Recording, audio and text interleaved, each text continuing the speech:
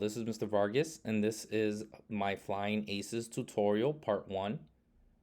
So at the end of today, you are going to have a game that has a kind of World War II era airplane that moves left and right, will not move up and down, and it will also fire bullets. So let's get started. In future versions, we're going to add enemy airplanes, maybe a water background. I haven't really thought of everything we're going to add, but we'll definitely add more things.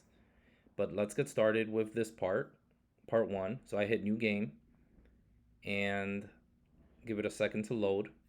We're gonna go with an empty project. Okay, let's go to settings, call it Flying Aces. I'll put my initials, set the gravity to 0, no gravity in this game, press OK. Now let's set the background. So I'm thinking in a future step we'll add some like water, but for now let's just pick a nice blue. Press OK, press OK. And first thing we're gonna do is add our airplane. So let's just click somewhere near the bottom of the screen. Let's hit create. We're gonna call it player plane, since we're gonna add other planes to this project. And just to help us keep track of which one is ours. Let's see, is there anything in physics we need to change? I guess we should make it movable. I'll leave everything else the same. And actually, let me hit. We got to edit our sprite, right? That block is not a good plane. So let's hit this X to get rid of that block. And I'm gonna make my grid a little smaller so I can just get a little more detail in there. Select black. And so our plane's gonna have propellers in the front. So I'm gonna leave a little space to do that. And again, I'm gonna go through this rather quick, but you can definitely take your time and do a better job with this than what I'm gonna be throwing up here.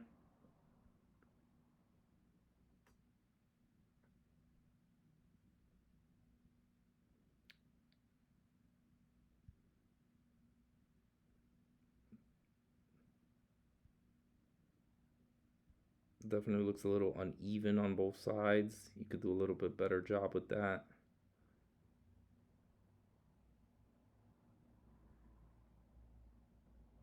But this will be good enough for us. Another one right there, another one right there. You know what? I'm gonna use the eraser and let's erase this over here. All right. So let's fill this with like a nice green color. Seems like a lot of those planes have like a green color like that. And then let's draw the cockpit. Let's do a nice blue for the cockpit.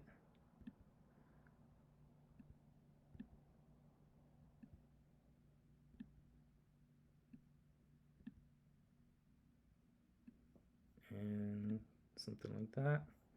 All right, let's, I'm gonna add a little decoration. Let's do like a little red thing over here and do something like that over here as well. And you know what, I'm gonna do my propeller. So let me pick a nice gray.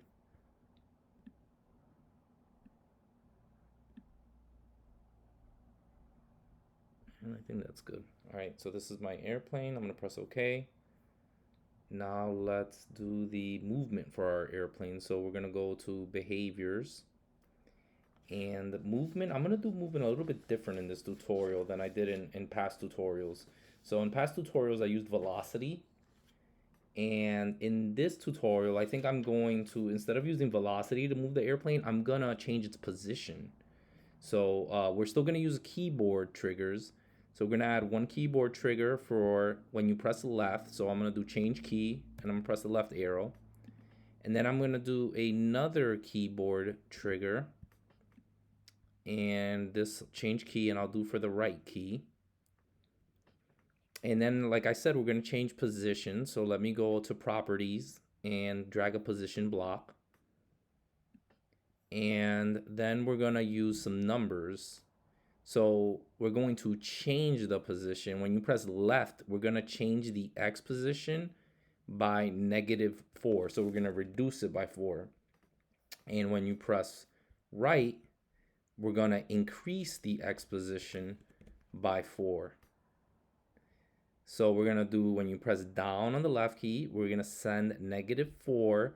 Now you got to be careful here. You don't want to send it to x. If you send it to x, that'll set the plane's position to -4. That's like in the top corner. Instead, we're going to change it to this little thing where it says plus x, right? Plus x and plus y allow you to change x. X and y allow you to set x. We don't want to set it. We don't want to set the position to -4, 4. We want to change the position by 4.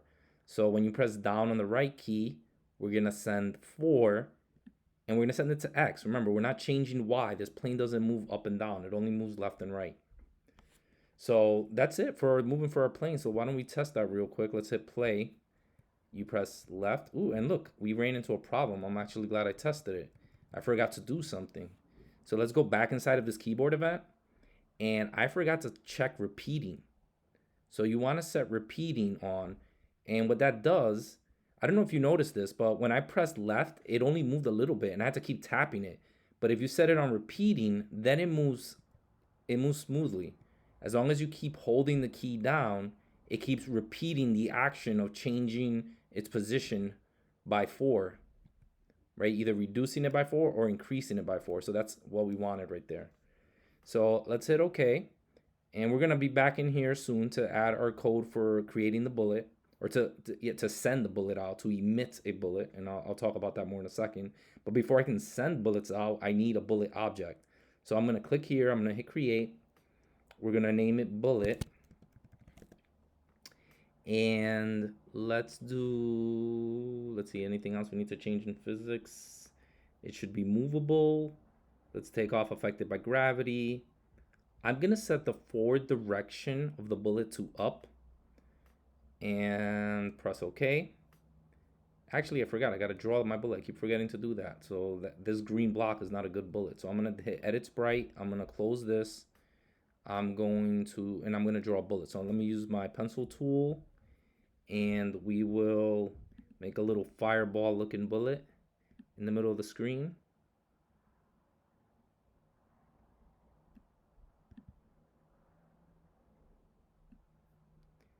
And here, let's do so I did a kind of a red center, and I'm gonna do a orange outline.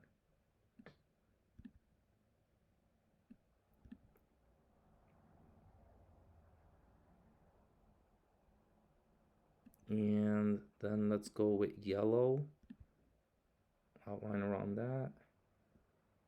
And actually,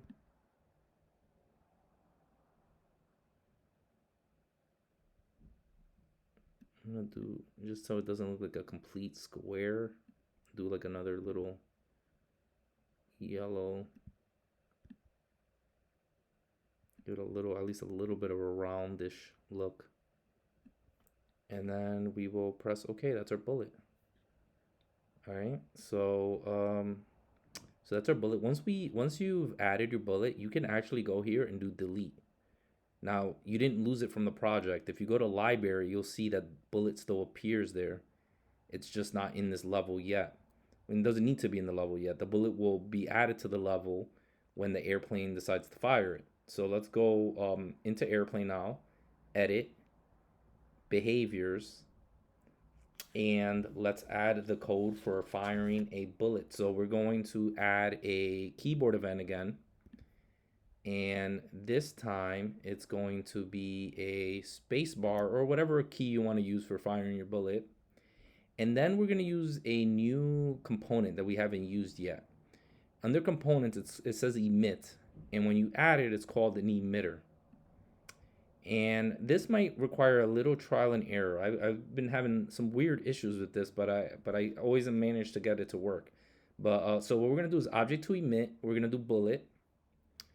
And we're going to expire after. I'm going to put, so this is how long it takes to disappear. I'll set it to 30. And the emit force, I'm going to set to 1. And the emit angle, I'm going to set to 270. Now, these might require a little trial and error. The emit angle should be fine. It should work the same for at these numbers as long as you set the bullet's forward direction to up. And all right, so I'm gonna hit. Now let's connect this. When you press down on spacebar, it emits. So let's test this. Oh, and that actually works pretty good. I think we're actually don't need to do too much tinkering. If you find so I found in one test case that my bullet was firing really fast and I couldn't figure out why. And then all I changed was I made the bullet bigger. So this book is bullets are actually a little chunky, right? But when I made it bigger like this, the speed was good. But when I made them smaller, they seem to be going really fast. I'm not exactly sure why. Um, but if you find that your bullets are going a little fast, make them a little bit larger, and then that should fix the problem. Um, there's other ways to do the bullet. You can make the bullet move inside of the bullet, and that would you have more control over it. I just really wanted to test out this emitter object, so that's why I used it. I did it this way. But that's pretty much it. So if you're here, you are done with this part. And we will be adding more stuff to this game in future parts to this tutorial. Thank you.